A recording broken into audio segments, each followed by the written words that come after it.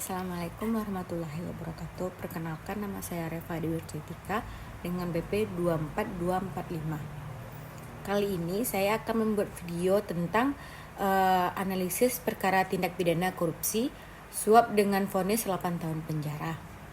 Sebelumnya, apa sih korupsi itu? Korupsi merupakan salah satu kejahatan luar karena dampaknya sangat merugikan untuk masyarakat. Tindak pidana korupsi tidak hanya melibatkan kerugian keuangan negara, tetapi juga merusak integrasi penyelenggaraan pemerintah dan menghambat pembangunan sosial. Dalam perkara ini, terdakwa merupakan seorang pejabat publik yang memiliki kewenangan dalam proses pengadaan barang dan jasa pemerintah. Seseorang kontraktor yang ingin memenangkan proyek pemerintah kemudian mendekati terdakwa dan menawarkan sejumlah uang agar proses penentuan pemenang tender dapat diarahkan kepada perusahaannya.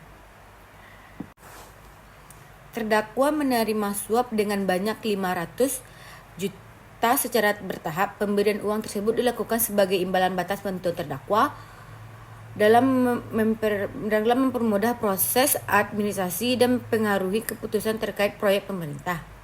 Tindakan tersebut dilakukan secara diam-diam agar tidak diketahui oleh aparat penegak hukum maupun masyarakat.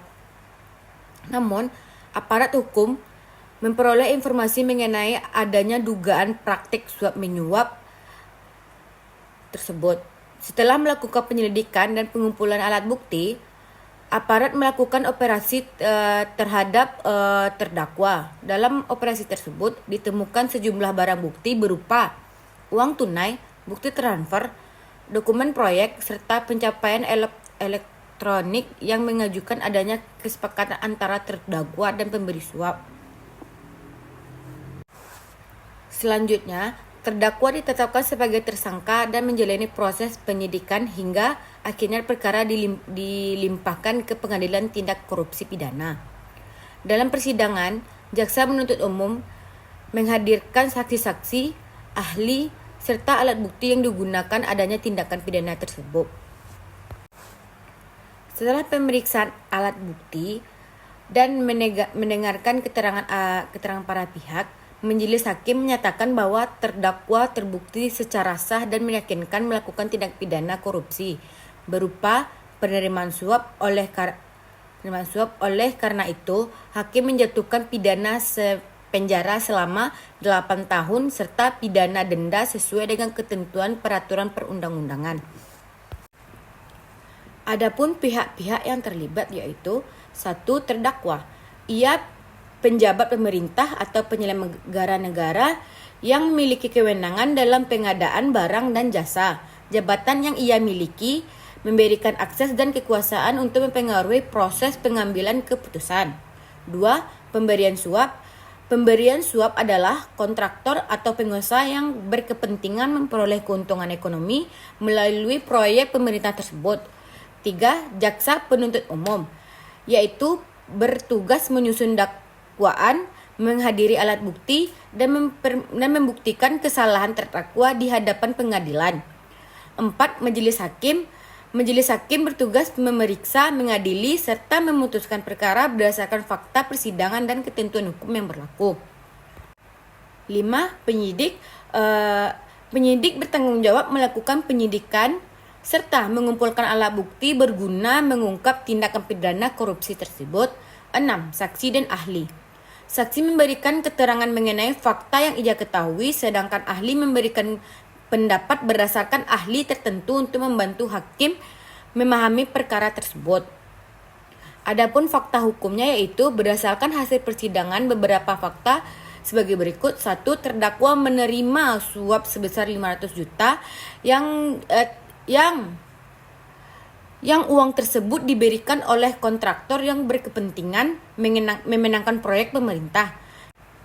Isu hukum yaitu apakah perbuatan terdakwa memenuhi unsur tindak pidana korupsi berupa suap, apakah penerimaan uang tersebut berkaitan dengan jabatan terdakwa, apakah alat bukti dilakukan setelah memenuhi syarat pembuktian menurut hukum secara pidana, apakah terdakwa dapat dimintai pertanggungjawaban antara pidana perbuatannya.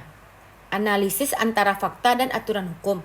Dasar hukumnya yaitu Undang-Undang Nomor 31 Tahun 1999 tentang Pemberantasan Tindakan Pidana Korupsi, Undang-Undang Nomor 20 Tahun 2001 tentang perubahan atas Undang-Undang Nomor 31 Tahun 1999, Pasal 12 huruf A dengan huruf B Undang-Undang Tipikor, Pasal 5 ayat 2 UU Tipikor, serta Pasal 183 Kitab Undang-Undang Hukum Acara Pidana KUHP. Analisis hukum tindak pidana yaitu A. Unsur-unsur pegawai negeri atau penyelenggaraan negara, unsur-unsur penerimaan hadiah atau janji, unsur perhubungan dengan jabatan, unsur bertentangan dengan kewajiban jabatan. Adapun analisis pembuktian yaitu menurut Pasal 1983 KUHP pidana, hakim hanya dapat menjatuhkan tindakan pidana apabila terdapat sekurang-kurangnya 2 alat bukti sah dan hakim memperoleh keyakinan bahwa terdakwa bersalah. Pemberian uang berkaitan langsung dengan jabatan dan kewenangan terdakwa. 4. Terdakwa memiliki bukti transfer, rekaman, komunikasi, serta dokumen proyek. 5. Saksi menegakkan adanya kesepakatan antara terdakwa dan penerima suap. 6. Terdakwa menggunakan pengaruh jabatan untuk menguntungkan pihak tertentu. 7. Perbuatan terdakwa bertentangan dengan prinsip penyelenggaraan negara yang bersih dan bebas korupsi. Adapun isu hukum yaitu apakah perbuatan tersebut memenuhi unsur tindak pidana korupsi berupa suap? Apakah penerimaan uang tersebut berkaitan dengan jabatan terdakwa? Apakah alat bukti dilakukan setelah memenuhi syarat pembuktian menurut hukum secara pidana? Apakah terdakwa dapat dimintai pertanggungjawaban antara pidana perbuatannya? Analisis antara fakta dan aturan hukum. Dasar hukumnya yaitu Undang-Undang Nomor 31 Tahun 1999 tentang Pemberantasan Tindak Hukum Pidana.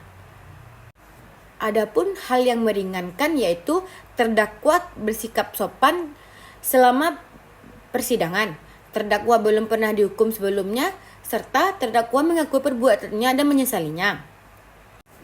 Dalam perkara ini terdapat keterangan saksi, keterangan ahli, surat atau dokumen, bukti elektronik, serta petunjuk. Adapun pertimbangan hakim yaitu 1.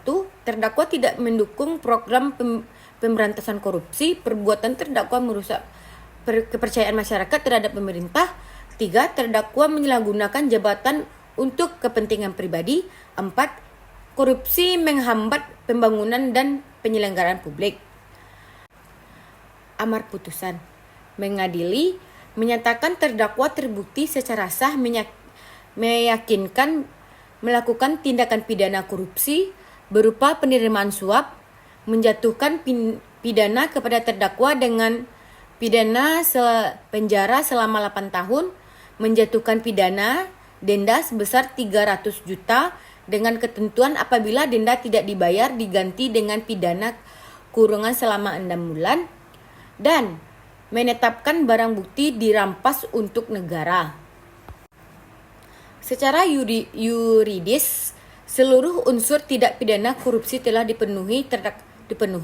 Terdakwa terbukti menerima suap yang berkaitan dengan jabatan dan bertentangan dengan kewajiban sebagai penyelenggara negara. Alat bukti yang diajukan di persidangan juga dipenuhi ketentuan hukum secara pidana. Oleh karena itu, putusan hakim yang menjatuhkan pidana selama 8 tahun telah sesuai dengan prinsip keadilan, kepastian hukum, serta kemanfaatan hukum. Dari perspektif etika, korupsi merupakan perbuatan tercela yang bertentangan dengan nilai kejujuran, integritas, tanggung jawab, dan moralitas publik. Seseorang penjabat negara seharusnya mengutamakan kepentingan masyarakat di atas kepentingan pribadi atau golongan. Tindak pidana suap menunjukkan penyalahgunaan kekuasaan yang dapat merusak sistem pemerintah yang bersih serta berwibawa. Oleh karena itu, penjatuhan vonis 8 tahun penjara tidak hanya bertujuan menghukum pelaku tetapi juga memberikan efek jerah serta menjadi pembelajaran bagi seluruh penyelenggara negara agar penyelesaian amanah jabatan secara profesional. Serta dengan demikian cita-cita terwujudnya pemerintah bersih, bebas korupsi. Sekian dari materi korupsi tentang suap. Jika ada kata-kata yang salah dari saya, Revelia Sartika, mohon dimaafkan. Sekian, terima kasih. Assalamualaikum warahmatullahi wabarakatuh.